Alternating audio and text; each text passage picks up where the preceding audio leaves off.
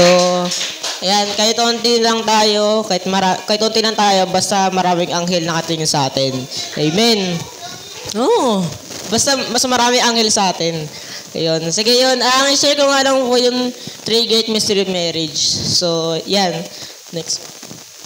So, ayan po nakategory na po yan. Ang una, sa Berean, physical marriage, three kinds of love, then pampamilya. Next mo.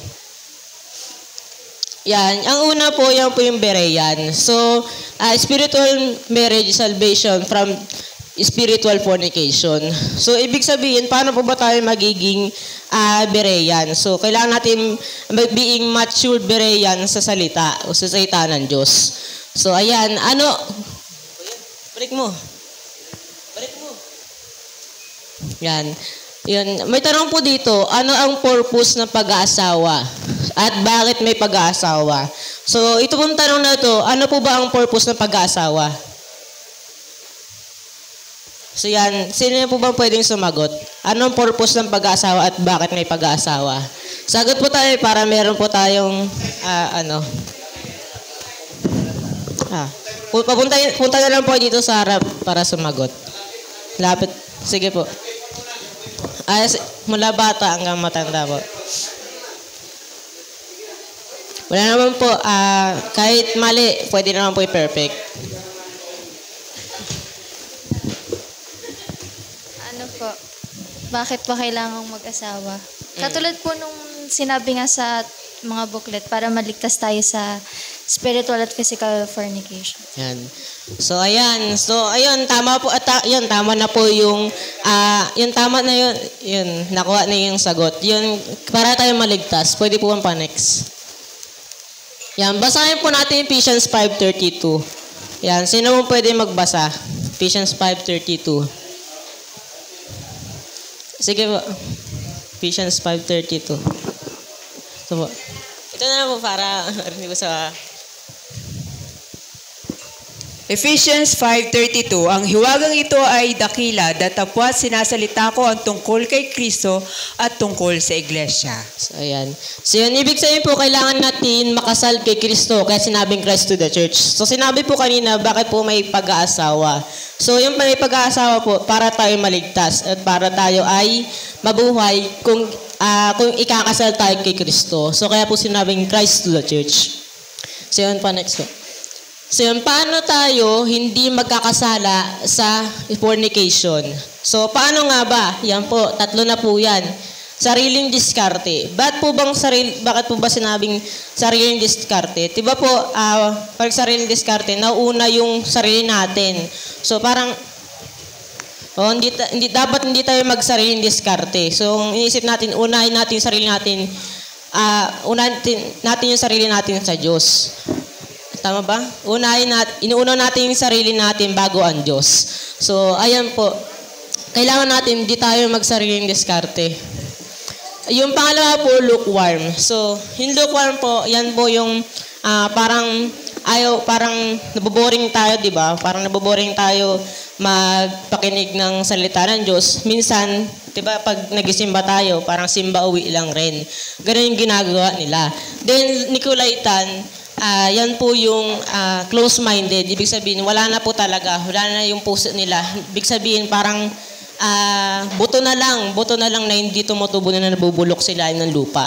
So, ayan po. So, ibig sabihin, yan po tatlo na po yan. Kailangan, wala po yan sa ating sarili. So, kailangan po na meron tayong pananampalataya o pag-ibig sa Diyos. Kailangan natin makasal muna sa Diyos bago tayo may pag-ibig sa iba.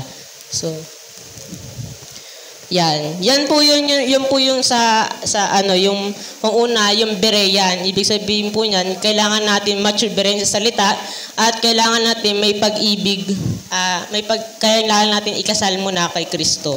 So, yan po yung physical marriage. Physical marriage is salvation from physical fornication. Ayan. So, ang tanong po dito, ano po ba yung biological time clock? So, pwede po bang paisagot? Yung iba po, sino ba? Si Sister Yed daw po. ano daw yung biological time clock sa panahon natin ngayon kapag tinutukoy ang LCM?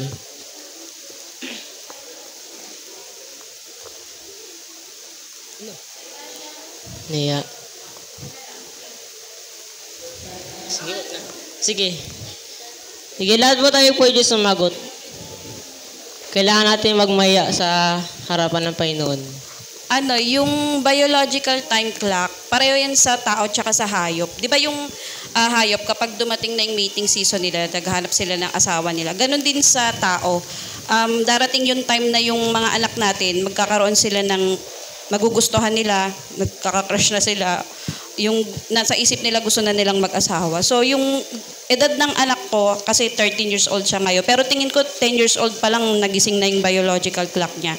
So yun yung babantayan din natin sa mga anak natin. Kapag nagising na yung yung interest nila na yun sa tao, nagkaroon sila ng yung desire nila, kailangan bantayan na natin yun. Kasi kung hindi, kapag nasa school, pwedeng hindi natin alam, baka nakikipag na sila sa mga barkada sa school. Di ba doon naman nag-start na magkaroon sila ng mga boyfriend, girlfriend sa school? Ayan. So yun, tama po yung sinabi ni Sister Remy. So doon po nagkakaroon na sila, yung kabataan ngayon, bata pa lang, so mga 10 or 9 yan, nagkaka-crush na sila o nagkakagusto na. So, ayan. So, yan po yung sinasabi natin yung biological time clock sa sanlibutan.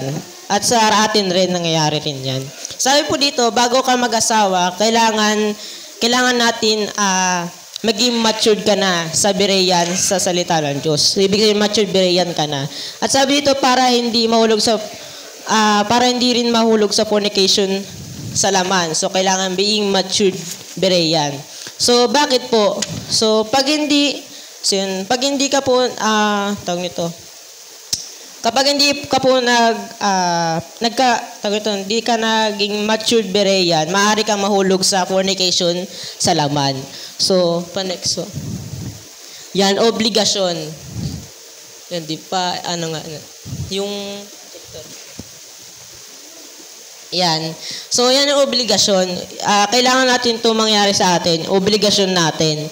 So, sabi po dito, bago ka manligaw o mag-asawa, isipin mo muna na maging pastor ka na at kasama na yung training sa pamilya. So, kailangan iniisip mo na alam mo yung pagkaroon ng training sa anak mo, sa pamilya mo, at alam mo na ikaw ay magiging pastor na.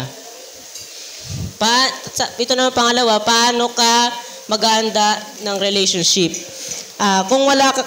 Pangatlo, kung wala ka pang asawa, dapat hukom lang ang guide mo. At pang-apat, hindi ka mag-asawa dahil gusto mo lang. Yan yung ginagampanan ng sanlibutan ngayon dahil nag-aasawa lang sila dahil gusto lang nila, panlibang nila, trip lang nila. Yan. So, yan yung ginagawa nila. So, parang hindi seryoso yung pag-aasawa nila. So, dyan na po papasok ang 3 kinds of love. Una, yung agape o unconditional love. Unconditional love, yan yung walang kapalit. Yan yung walang kapalit na pag-ibig. So, ibig sabihin, kung totoo kang nanampalataya o totoo mong iniibig ang Diyos, dapat walang kapalit. At endless love. Yun, endless love. At may pag-ibig ka muna sa Diyos bago ka mag-asawa. So, yun po yung sinabi ko kanina na kailangan makasal ka muna kay Kristo bago sa iyong asawa. So, pangalawa, Peleo o conditional love. Nabasa niyo po ba? Ayan, nabasa naman. So, dito po, Peleo, conditional love. Yan, conditional love, ibig sabihin po nun may kapalit. So, may kapalit. Dito po rin yung sinabi yung short-time love o makasanlibot ang pag-ibig. So, sinabi rin dito na short-time love ay may kapalit. Kunyari, di ba, ibigin lang kita basta may kapalit. So, yan, short-time love. Pangatlo, yan yung eros. So, eros po, sabi po dito, pag-ibig sa laman at pag-ibig sa iyong asawa. So, yun yung sinasabi ko nila, meron siyang connect sa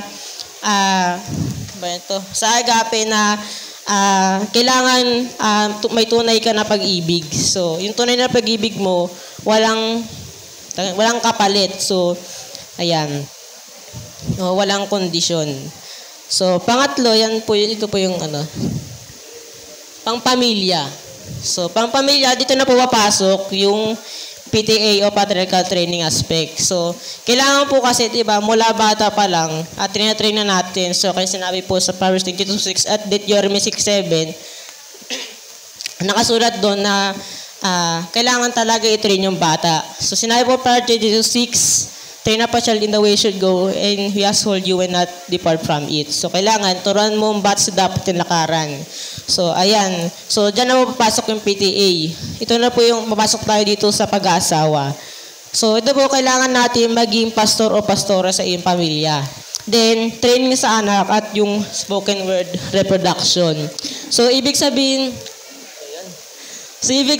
nun, kailangan kang maging pastor. So, ibig sabihin, kaya mo nang mag-guide, kaya mo nang turuan ng iyong pamilya, kaya mo na i-train yung anak mo.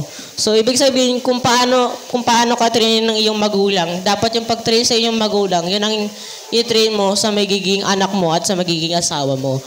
So, ayan, mahalaga yung PTA sa atin dahil ayan yung nagbibigay daan sa atin para ang LCM natin ay maging maayos. So, ayan po. Yan po yung tatlong three great mystery of marriage, yung Berean, physical, LCM, at yung pangpamilya. So, that's all po. Pinapakita yung Diyos na buhay.